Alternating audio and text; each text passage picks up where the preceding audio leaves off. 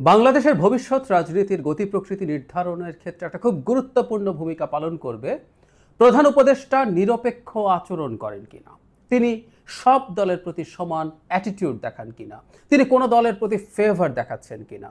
এটা খুবই জরুরি ব্যাপার, কারণ সাম্প্রতিক সময়ে এনসিপির প্রতি প্রধান উপদেষ্টা যে অ্যাটিটিউড দেখাচ্ছেন সেটাকে জাস্ট নেহায়ত বায়াস আর মনেও হচ্ছে না, এটা তার চাইতে বেশি কিছু, এটা তার দল এরকম মনে হয়। আমি সরাসরি কথাটা বলেই ফেলছি ইদানিং। বিভিন্ন জায়গায় টিভি টক শোতে আমার ভিডিওতে অল্প অল্প করে কথাগুলো বলা হয়েছিল, কিন্তু আমার মনে হলো পুরো কনটেক্সটটা আমি একত্র করে একটা ভিডিও করি। আপনারা শুনুন, ভুল মনে হলে আপনাদের মতামত জানান, না শুনেই গালিগালাজ করতে পারেন, করুন, তাতেও সমস্যা নেই। যাই হোক, আমি যে কথাটা বলতে চাইছি সেটা নিয়ে একটু বিস্তারিত কথা বলি। আবারও বলছি, সাম্প্রতিক সময়ে প্রধান উপদেষ্টা যে ধরনের অ্যাটিটিউড দেখাচ্ছেন এনসিপির প্রতি, সেটা স্পষ্টতই মনে করিয়ে দেয় এটা তার দল, তার পরিকল্পনাতেই এ দলটা হচ্ছে। আমরা একটু পেছনে যাই, একদম পুরো কনটেক্সটগুলো যদি দেখি।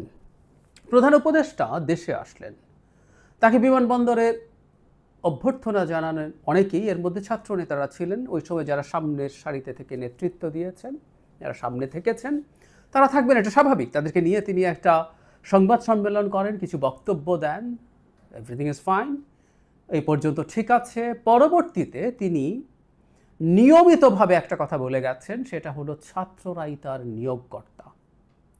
শুরুতে একবার দুবার উচ্ছ্বাসের মতো হতে পারে, ঠিক আছে, যারা স্টুডেন্টস আছে তাদেরকে উনি বললেন, এক ধরনের নির্দোষ হিসাবে আমরা দেখার চেষ্টা করেছি, কিন্তু উনি এটা বলা থামালেন না, উনি এটা কন্টিনিউ করে গেলেন।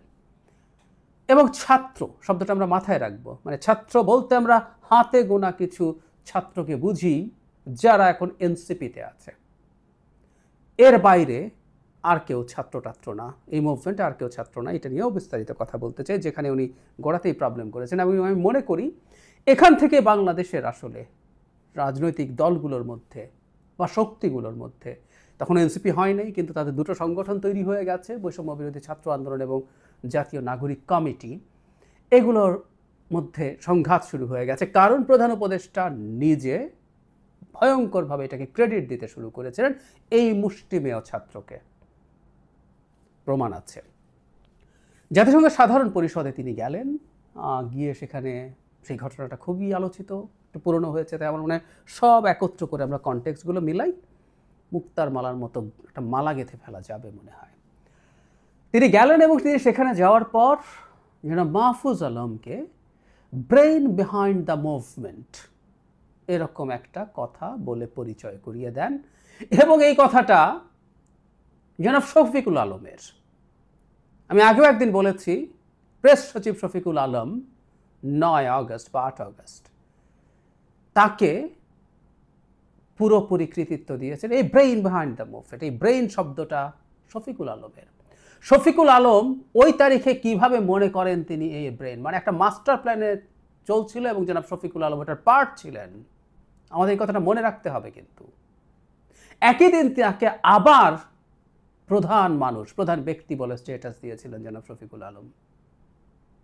সুতরাং এই প্লট কিন্তু তৈরি হচ্ছিল, এই দলের প্লট, এবং mister Shafiqul Alam, press secretary, is very much a part of that. মনে রাখতে হবে। তো ডক্টর ইউনূস জনাব মাহফুজ আলমকে যখন এটা পরিচয় করিয়ে দিচ্ছেন, আমাদের বুঝতে অসুবিধা নেই নিশ্চয়। আমরা এরপরে এই শব্দটাকে সহজ করে মাস্টার মাইন্ড বলছি। ডক্টর ইউনূস কিন্তু মাস্টার মাইন্ড শব্দটা বলেনি, আমরা অনেকে জানি না। তো পরে যেটা হলো, যেহেতু আপনি কাউকে মাস্টার মাইন্ড সহজ ভাষাই বলি, তাহলে আর এত ব্রেইন বিহাইন্ড হ্যান্ড দরকার নেই। কাউকে মাস্টার মাইন্ড হতে হলে একটা মেটিকুলাসলি প্ল্যান্ড মুভমেন্ট লাগবে। ফলে উনি তাই বললেন যে এটা একটা মেটিকুলাসলি প্ল্যান্ড মুভমেন্ট, এবং সেটা প্রধান ব্যক্তি পেছন থেকে, আবার এটাও যোগ করেছিলেন মাহফুজ নাকি বিনয় করে এটা স্বীকার করে না, কিন্তু সেই মূল লোক পরিচয় করিয়ে দিলেন। তারপরে খেয়াল করি, ছাত্রদের মধ্যে একজনকে তিনি প্রধান পরিকল্পক হিসেবে সামনে আনলেন, এবং এটা মেটিকুলাসলি প্ল্যান্ড, তার মানে এই ছাত্ররাই একটা মুভমেন্ট মেটিকুলাসলি প্ল্যান করেছেন। আমরা খেয়াল করি ওই পর্যন্ত যদি হয়, তখন আমরা এগুলোকে এক ধরনের নির্দোষ উচ্ছ্বাস হিসেবে দেখছিলাম, কিন্তু আমি আজকের কনটেক্সটের সাথে যদি মেলাই, এগুলো প্রত্যেকটা পরিকল্পিত ছিল। জনাব শফিকুল আলম, ডক্টর ইউনূস সবাই মিলে এই ছাত্রদেরকে জনগণের সামনে বিরাট কিছু হিসাবে তারাই একমাত্র, মানে প্রধানও না, একমাত্র মানে মূল জায়গা, মূল ব্যক্তি হিসেবেই পরিচয় করিয়ে দিতে চাইলেন। অথচ যখন সময় কেটে যেতে থাকলো তখন কিন্তু তার এটা মনে থাকার যথেষ্ট কারণ ছিল, মনে হওয়ার যথেষ্ট কারণ ছিল, যদি তিনি সত্যি আগে স্লিপ করে বলে থাকেন যে আসলে স্টুডেন্টরাই সব স্টুডেন্ট না, স্টুডেন্ট শব্দটাও এরকম মনোলিথিক না, এই কয়জন না, বহু স্টুডেন্ট ছিল, পলিটিক্যালি ইনভলভ স্টুডেন্টস ছিল, ছাত্রদল, ছাত্র শিবির ছিল, আরও অন্যান্য সংগঠনের ছাত্ররা ছিল, কমিউনিস্ট পার্টিগুলো, বাম সংগঠনগুলোর ছাত্ররা ছিল, খুব সিরিয়াসলি মাঠে ছিল। কোনো রাজনৈতিক অ্যাফিলিয়েশন নেই এমন ছাত্ররা ছিল। বিশেষ করে আমি বলতে চাই প্রাইভেট ইউনিভার্সিটি স্টুডেন্টসের কথা। এই ছাত্ররা, যে ছাত্রদেরকে ডক্টর ইউনুস ছাত্রদের প্রতিনিধি মনে করেন, তারা পরিকল্পনা করে প্রাইভেট ইউনিভার্সিটি স্টুডেন্টদেরকে দূরে সরিয়ে দিয়েছিলেন। অথচ যখন পাবলিক ইউনিভার্সিটি খালি হয়ে যায়, ছুটি হয়ে যায়, তখন 17, 18, 19 এইরকম সময়গুলোতে কি অসাধারণ পারফর্ম করেছিলেন তারা, এবং তাদের পার্টিসিপেট করা আমাদের সোসাইটির upper middle class and rich পিপলকে ইনভলভ করেছে। খারাপ শোনালেও এই ক্লাসটা অনেক বেশি ম্যাটার করে দ্যান আদার্স। সো এই মুভমেন্টে এটা একটা বিরাট টার্নিং পয়েন্ট ছিল, কিন্তু তাদেরকে হারিয়ে দেওয়া হলো। ডক্টর ইউনুস ছাত্র বলতে এই ছাত্রদেরকে নিলেন, এবং আমরা ধাপে ধাপে বুঝবো এই ছাত্রদেরকে নিয়েই আসলে কোনো না কোনো পরিকল্পনা চলছিল। তাদেরকে সরকারে নেওয়া হলো। শুধু তাই না, বিভিন্ন মন্ত্রণালয়ে ফর্মালি ছাত্র প্রতিনিধি দেওয়া হয়েছে, যারা বসে বসে ওখানে যাচ্ছে তাই করেছে। সোকল্ড ক্ষমতা তো বটেই, নানান রকম দুর্নীতির সাথে জড়িয়ে পড়েছে। শুধু সেটা না, এর বাইরেও ইনফর্মালি বহু ছাত্র নানা রকম তদবির, টেন্ডারবাজি এগুলোতে জড়িয়েছেন, এবং তারা নানান জায়গায় ক্ষমতা দেখাতে শুরু করেছেন। তারা বিভিন্ন জায়গায় মব তৈরি করে করে নানান কিছু ভাঙচুর করতে পারছেন, ওই অফিস করলো, ওই অফিস বন্ধ করো, এসব করতে পারছিলেন। কোথাও কোনো ঝামেলা হচ্ছে তারা গিয়ে হাজির হচ্ছিলেন। জনাব হাসনাত আবদুল্লাহ প্রায়ই, জনাব সার্জিস আলম প্রায়ই দৌড়ে, তখনও ইনফ্যাক্ট মানে এনসিপি হয়নি, তারা গিয়ে হাজির হতেন। তখন এই প্রশ্ন ক্রমাগত করে গেছে, তাদের অথরিটিটা কি যে তারা যান? কিন্তু গেছেন, এবং তারা একরকম সরকারের হয়ে বিভিন্ন জনের সাথে নেগোশিয়েট করতেন, প্রশ্রয় সরকারের, মানে সরকার তাদেরকে সামনে রাখতে চেয়েছে ক্রমাগত, এবং দেখাতে চেয়েছে ওদের অথরিটি আছে। তারা দল করলেন, এবং দল করার সময়ও অন্যায় ঘটনা ঘটেছে। আমি মনে করি নাহিদ ইসলাম রিজাইন করে যত দ্রুত দলে যোগ করেছেন, এতে খুব ক্লিয়ার যে উনি আসলে দলেই যেতেন, কিন্তু এর প্রায় শেষ সময় পর্যন্ত তিনি সরকারে ছিলেন, এবং বেরোনোর সময় প্রেস সেক্রেটারি ভবিষ্যৎ প্রধানমন্ত্রীকে দেখতে পাচ্ছেন বলে জানিয়েছেন। হ্যাঁ, আমাদের নিশ্চয়ই মনে আছে। অথচ উনি সরকারের একটা কর্মকর্তা, যেভাবে বলি না কেন, তিনি তার একজন সহকর্মীকে শুভাকাঙ্ক্ষা জানাতে পারেন, কিন্তু এখন একটা দলে যাচ্ছেন এবং তাকে ভবিষ্যৎ প্রধানমন্ত্রী বলছেন। মিলিয়ে রাখি, উনি আসলেন, এবং এই দল তার পরবর্তীতে বিভিন্ন সময়ে যা যা করেছে আমাদের সরকারের দিক থেকে বেশ কিছু আচরণ আমাদের নিশ্চয়ই মনে আছে। একবার একটা চিঠি আমাদের সামনে চলে এসেছিল, ডিসি একটা জনসভার জন্য সাহায্য করতে বলছিলেন। এটা তারা পরবর্তীতে অস্বীকার করছেন যে তারা এটা পছন্দ করেন না, চান না, কিন্তু এটা নাকি তারাই করেছে। সরিয়ে রাখি, ডিসি আর সবার জন্য করে না, ওনাদের জন্য করে। শুধু তাই না, একবার পুলিশ প্রোটোকল দেওয়া হয়েছিল যখন বৈষম্য বিরোধী ছাত্র আন্দোলনের নেতারা একদম শুরুর দিকে বিভিন্ন জায়গায় মুভ করছেন, তখন আমরা মিলাব এই জিনিসগুলো ঘটেছে। প্রধান বিষয়গুলো না, প্রধান বিষয় মানে একেবারে নেকেড একটা ঘটনা আছে, যেটা আমি মাঝে মাঝে বলেছি, পড়ে শুনিয়েছি, আজকেও আবার এর মধ্যে যুক্ত করব। সাম্প্রতিক সময়ে যেটা আরও তীব্র বিতর্ক তৈরি করলো, জনাব নাহিদ ইসলাম ডক্টর ইউনুসের সাথে দেখা করতে পারলেন যখন তার পদত্যাগের আলোচনা প্রচুর হচ্ছে, যখন দেশের সবচেয়ে বড় রাজনৈতিক দলটা, শেখ হাসিনার বিরুদ্ধে সবচেয়ে গুরুত্বপূর্ণ লড়াই করা দলটা বিএনপি, তার সাক্ষাৎ পাচ্ছে না। যখন দ্বিতীয় সর্বোচ্চ দল, সর্ববৃহৎ দল, ডিফারেন্স ইজ হিউজ, কিন্তু তারপরে এটা বাংলাদেশের এই মুহূর্তে আওয়ামী লীগ তো নিষিদ্ধ, দ্বিতীয় সমর্থন পুষ্ট দল জামায়াতে ইসলামী, তারা সাক্ষাৎ পায়নি, পেলেন জনাব নাহিদ ইসলাম। কেন? বলতে পারেন he was one of the employers, এবং সবচেয়ে সামনে থাকা নাহিদ, যেহেতু ওখানে টর্চার্ড হয়েছিলেন, আমাদের সামনে অনেক বেশি আছে, সো উনি অনেক বেশি প্রমিনেন্ট মানুষ। তো ঠিক আছে, তিনি তাদেরকে ডেকে তার অভিমানের কথা জানান, রেজিগনেশনের কথা, ইচ্ছের কথা অ্যাটলিস্ট জানান। পরদিন বিএনপিকে, জামায়াতকে নানান সমালোচনার পর সময় দেওয়া হয় এবং একই দিন এনসিপিকে সময় দেওয়া হয়। আমি আবারও এই প্রশ্ন করছি, এনসিপি কোন ক্রাইটেরিয়ায় একক দল হিসেবে সাক্ষাৎ করতে পেরেছে বলতে হবে। এখানে কয়েকজন গুরুত্বপূর্ণ ছাত্র নেতা আছে ওই সময়কার।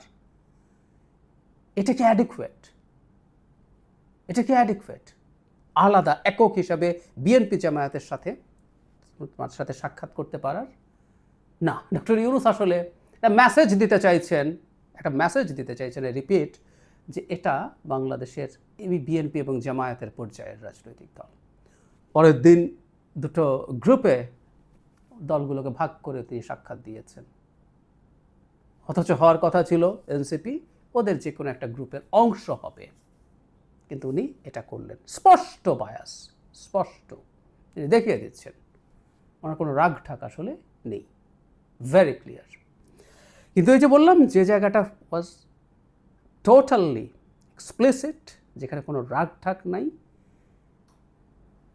সেখানে তিনি কীভাবে বলছেন, একটু লম্বা ফিনান্সিয়াল টাইমসের এই ইন্টারভিউতে তিনি কথা বলেছেন। পুরোটা পড়ে, আমি শেষ অংশটা মাঝে মাঝে পড়িয়ে শুনিয়েছি, পুরোটা একটু শুনি, খুব মন দিয়ে শুনি উনি আসলে কি বলছেন।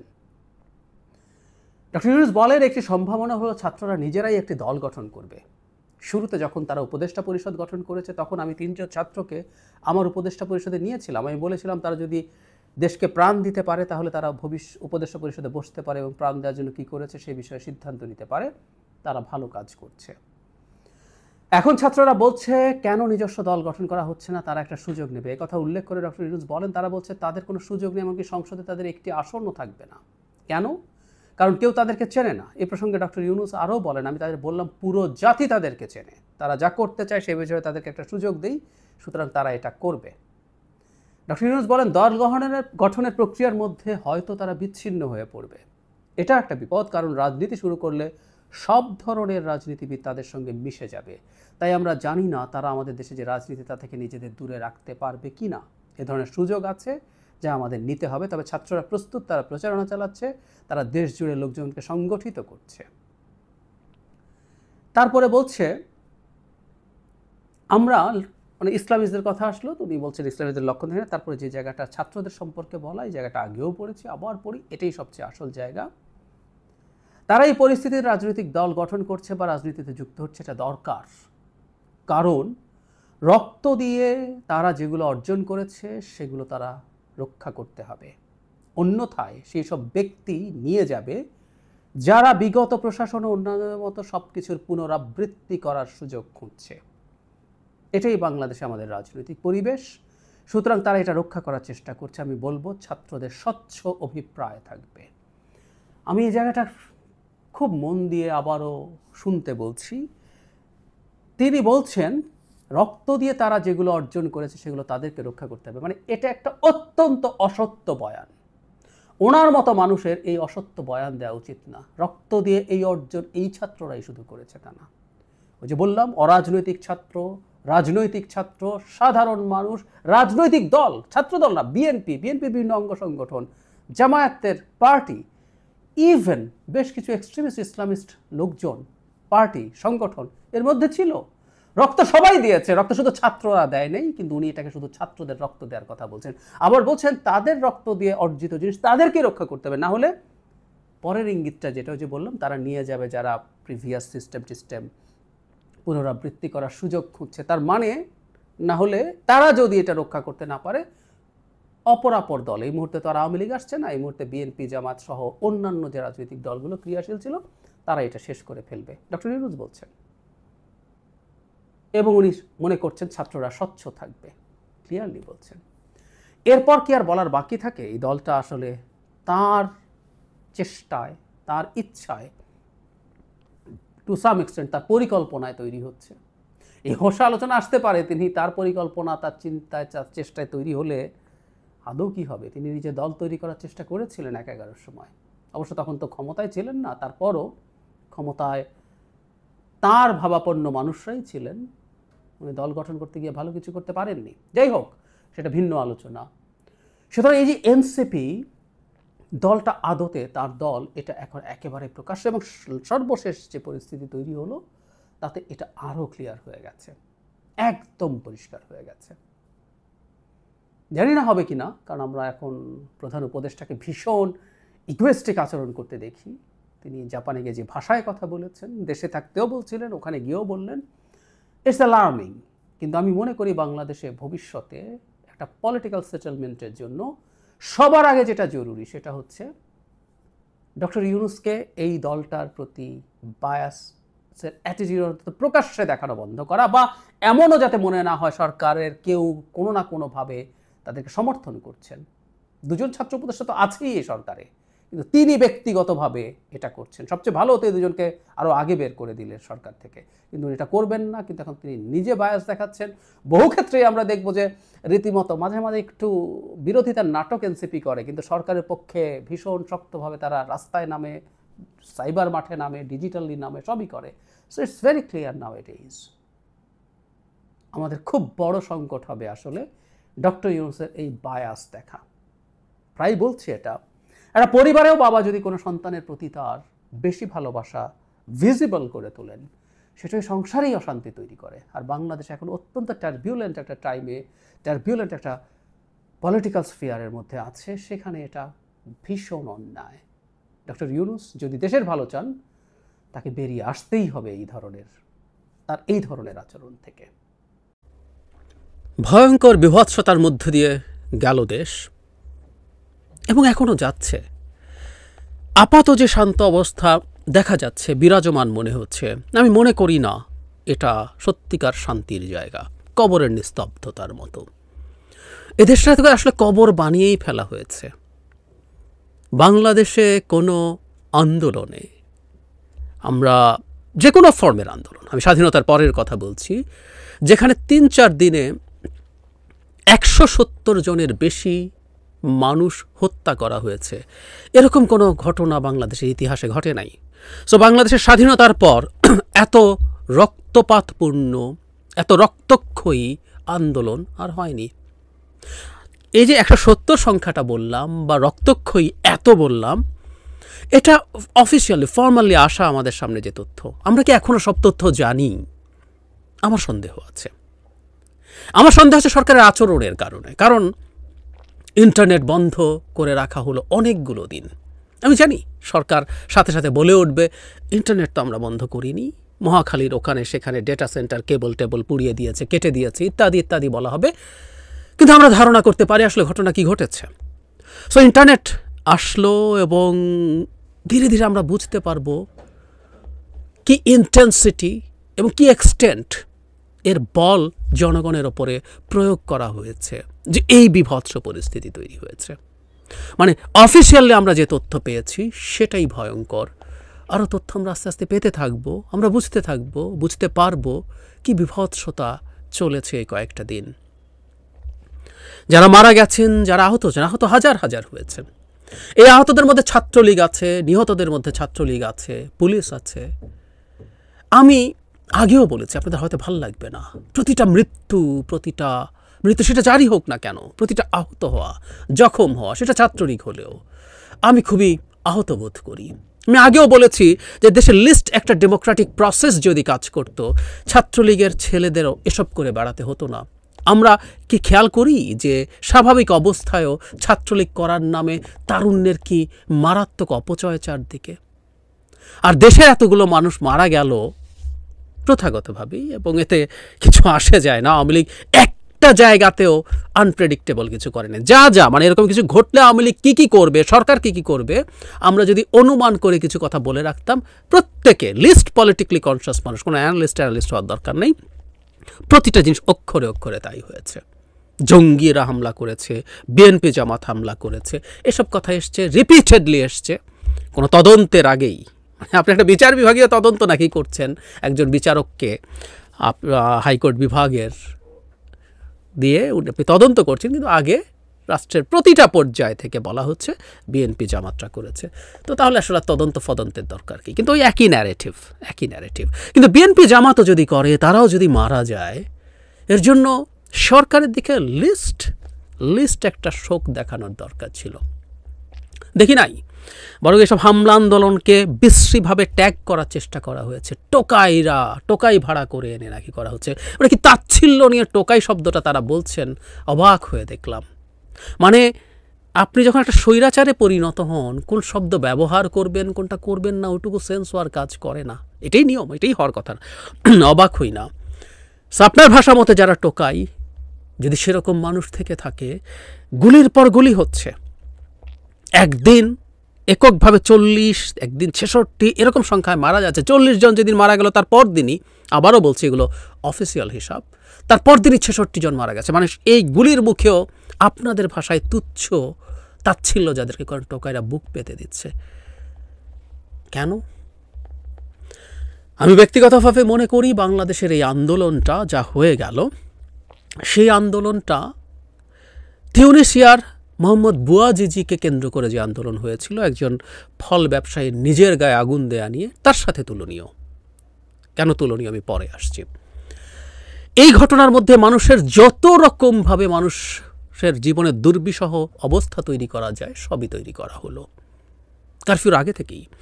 যখন আপনি ইন্টারনেট বন্ধ করে দিলেন, সরকার বলছে ডেটা সেন্টার পুড়েছে, তো এখন ধরুন ডেটা সেন্টার বা রামপুরা টিভি ভবন, সেতু ভবন, এরকম অনেকগুলো ভবনের মধ্যে প্রচণ্ড রকম আক্রমণ হয়েছে, দেখেছি আমরা। দায় দেওয়া হচ্ছে যারা করেছেন তাদের উপরে। আমি এই প্রসঙ্গে একজন খুবই পরিচিত মানুষ, ব্রিগেডিয়ার জেনারেল রিটায়ার্ড জনাব সাখাওয়াত হোসাইন, উনি নির্বাচন কমিশনার হিসেবে আমরা চিনি। উনি একজন গুরুত্বপূর্ণ নিরাপত্তা বিশ্লেষক। তিনি খুব গুরুত্বপূর্ণ একটা প্রশ্ন করেছেন, মিডিয়াতে কলামে লিখেছেন। উনি বলেছেন সেটা হলো এই প্রতিষ্ঠান, ধরুন বিটিভি ইজ এ কেপিআই মানে কি পয়েন্ট ইনস্টলেশন, মানে এটার রাষ্ট্রীয় অত্যন্ত জরুরি গুরুত্বপূর্ণ একটা প্রতিষ্ঠান যেখানে নিরাপত্তা থাকবে সর্বোচ্চ পর্যায়ের। ভিডিওতে দেখানোর চেষ্টা করা হয়েছে কোনো রকম তেমন কোনো বাধা ছাড়াই এটা করেছে।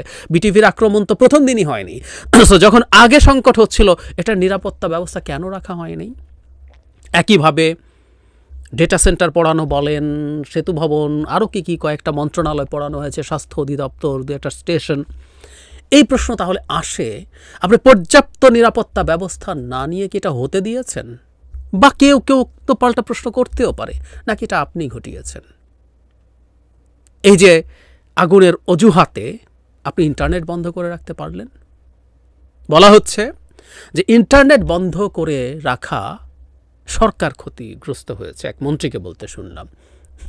মানে এই বেনিফিটটা দেখলেই বোঝা যায় যে পরিমাণ ভ্যান্ডালিজম চালানো হয়েছে, বর্বরতা চালানো হয়েছে রাষ্ট্রের নাগরিকদের ওপরে, পুলিশ এবং পরে বিজেপি মিলে, সেটা মানুষের সামনে আসে নাই।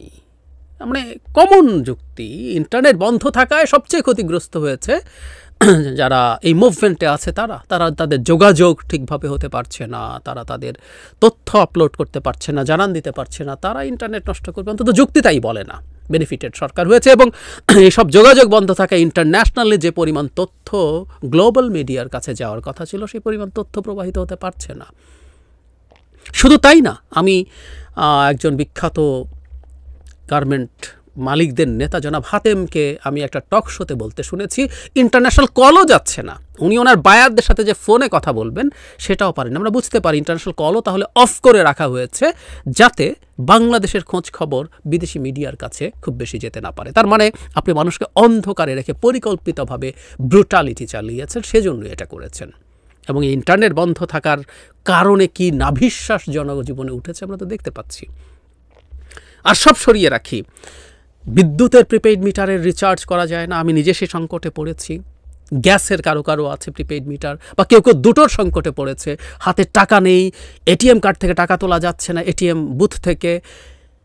মানে সংকটের কোনো শেষ নাই, বিভৎসতার কোনো শেষ নাই। ছোট ছোট ব্যবসায়ীদের যারা ইন্টারনেট ভিত্তিক ব্যবসা করে তাদের ব্যবসা ধ্বংস হয়ে পড়ে বসে আছে।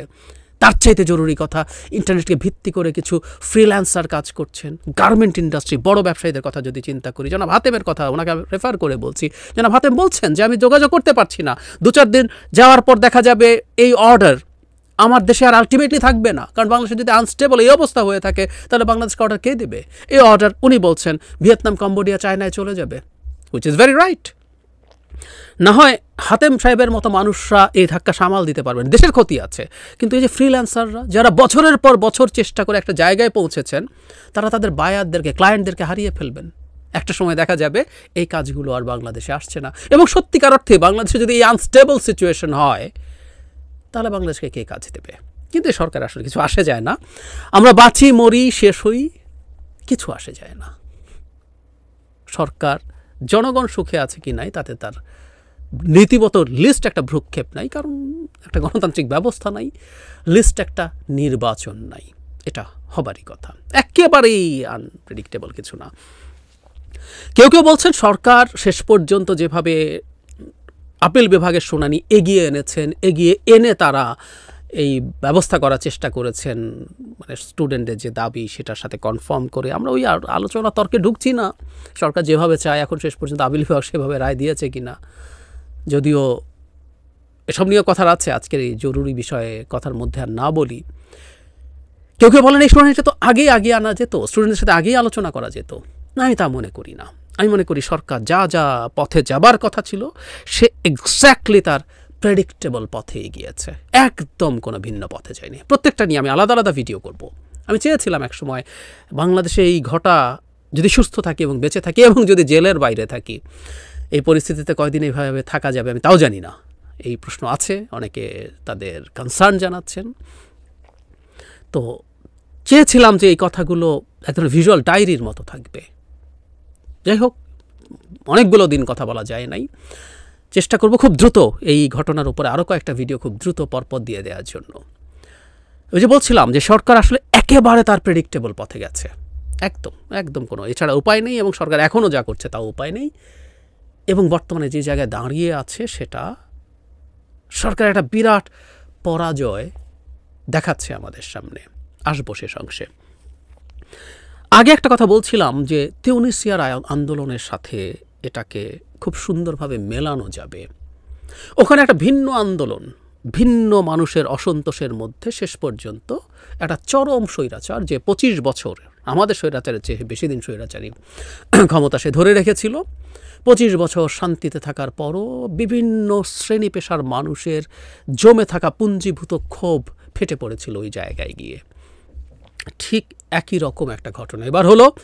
কোটার যে আন্দোলন, তার মধ্য দিয়ে সরকার বলবে এটাকে সামনে রেখে বিএনপি, জামাত, জঙ্গিরা এটা করেছে সেটা করেছে, মানে একটা কারাগার ভেঙে চুরে অস্ত্র লুট হয়েছে, 85টার কয়েদি সব বের করে দিয়েছে সরকারের। এই হলো নিরাপত্তা ব্যবস্থা যখন সারা দেশ সংকটের মধ্যে আছে। এগুলো কেন হয়, কারা করে, এই দেশের জনগণ ধারণা করতেই পারে, কারণ এগুলো হলেই তো আপনি আসলে দেশটাকে যেভাবে শান্ত করছেন সেভাবে করতে পারবেন। আসবো সে জায়গায়। যাই হোক, আপনি এই আন্দোলনটা শুরু হলো, তার মধ্যে এটা হয়েছে সাধারণ মানুষ, আমরা সব চলে যাওয়ার আগ পর্যন্ত যথেষ্ট পরিমাণ ছবি আমরা আমাদের সোশ্যাল মিডিয়াতে দেখেছি। টিভিতে রেস্ট্রিকশন আছে বলে বিশেষ করি, তারপরও টিভিতে আমরা যখন দেখলাম সেখানে দেখতে পেলাম সাধারণ মানুষজন রাস্তায় আছে এবং আপনাদের ভাষা যারা টোকায় তারাও সাধারণ মানুষ। হ্যাঁ, একজন প্রধানমন্ত্রী, একজন মন্ত্রী, একজন রাষ্ট্রপতি এই রাষ্ট্রের যতটুকু মালিকানা হোল্ড করেন, ওই টোকাই, আপনারা যাকে তাচ্ছিল্য করে টোকাই বলেন, ওই টোকাইয়েরও সেম হিস্সা আছে রাষ্ট্রে। ইয়াস, কথার কথা না, আমি বাস্তবতায় বিশ্বাস করি। সো সে তার অসন্তোষ, অন্যর অসন্তোষ, ইভেন আমি বহুবার বলেছি কোটার স্টুডেন্টরা এতটা নামতো না তার যদি এই বিভৎস রকম বেকারত্ব না থাকতো, ওর যদি প্রাইভেট সেক্টরে অনেক ভালো জবের স্কোপ থাকতো। তথাকথিত উন্নয়নের নামে কিচ্ছু হয় না এই দেশে আসলে। ইয়াংদের বেকারত্ব তার প্রমাণ। এবং সরকারি চাকরির জন্য এই যে উন্মাদ একটা প্রজন্ম তৈরি হয়েছে, এটা অত্যন্ত চমৎকারভাবে, অত্যন্ত বিশ্রীভাবে সরকারের উন্নয়নকে তাচ্ছিল্য করে। সো ক্ষোভ আছে সবার। ইভেন যে ছেলেটা কোটার জন্য নেমেছে, ওর পরিবারেও শান্তি নাই। তার বাবা যদি যথেষ্ট ধনী না হয়, তার পরিবার যদি যথেষ্ট ধনী বা যথেষ্ট উচ্চ মধ্যবিত্ত নয়, মধ্যবিত্ত পরিবারও বর্তমান মূল্যস্ফীতিতে মানে জেরবার অবস্থা।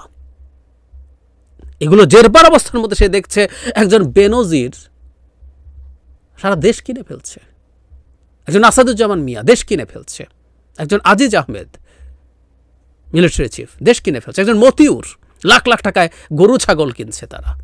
ছাগল কেনে 15 লাখ টাকায়। এগুলো আবার চোখের সামনে হচ্ছে যে আপনি শেষ হচ্ছেন, কিন্তু আপনার সামনে অসততা এই পর্যায়ে গেছে, দুর্নীতি এই পর্যায়ে গেছে, লুটপাট এই পর্যায়ে গেছে। আওয়ামী লীগের বড় টড়না পাড়ার নেতাদেরকে ওই শিশুরা, কিশোররা, তরুণরা ছোটবেলা থেকে দেখে আপনার একটা পাতি নেতা হলে এসইউবি চালান এই দেশে। সব ক্ষোভ তো আছে, সেগুলো তো বেরোয়। তিউনিসিয়া মডেলের সাথে এইটাই মিল আছে। এবং কেউ কেউ বলছে সরকারের এই ক্ষোভগুলো দেখা উচিত। না, সরকার এই ক্ষোভ দেখবে না। সরকার কি করবে আমি আলাদা একটা ভিডিওতে কথা বলবো, এবং ওটাই সরকারকে করতে হবে। বলছিলাম শেষে আসবো, যেই কারণে এই ভাঙচুর এবং এই ভ্যান্ডালিজম আপনাকে অনেক দেখাতে হয়েছে।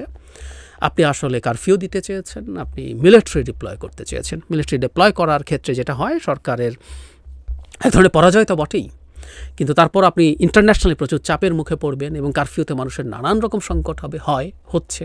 তো সেটাকে জাস্টিফাই করতে পেরেছেন এই জিনিসগুলো দেখিয়ে, যে এই রকম রাষ্ট্রীয় সম্পদের ক্ষতি হয়েছে, রাষ্ট্রের বিরুদ্ধে এটা হয়েছে সেটা হয়েছে বলে আপনি এদেরকে ডিপ্লয় করেছেন, এবং অ্যাপারেন্টলি একটা শান্ত অবস্থা বিরাজ করছে। কিন্তু একটা কথা মনে রাখা জরুরি, মিলিটারি দিয়ে আপনি শান্ত অবস্থা বিরাজ করাতে পেরেছেন, এটা আদৌ শান্ত অবস্থা না, এটা শান্তি না, নো ওয়ে। বরং প্রবল পরাক্রমশালী একটা সরকার, যে মোটামুটি শান্ত একটা অবস্থা তৈরি করার জন্য অফিসিয়াল হিসাবে 170 জন মানুষকে হত্যা করতে হয়েছে, কারফিউ দিতে হয়েছে, মিলিটারি ডিপ্লয় করতে হয়েছে। সিভিল যে প্রশাসন, যদিও সিভিল প্রশাসন আন্ডারে কাজ করছে, সিভিল বাহিনীগুলোকে দিয়ে পেরে ওঠে নাই। একেবারে নির্বিচার গুলি করার দৃশ্য আমরা দেখেছি পুলিশের দিক থেকে, পারা যায় নাই। সুতরাং আপনি যখন কারফিউ এবং মিলিটারি দিয়ে আপাতত একটা শান্ত অবস্থা তৈরি করেন, এটা সরকারের পরাজয়, বিরাট পরাজয় আমি মনে করি, আমি বিশ্বাস করি।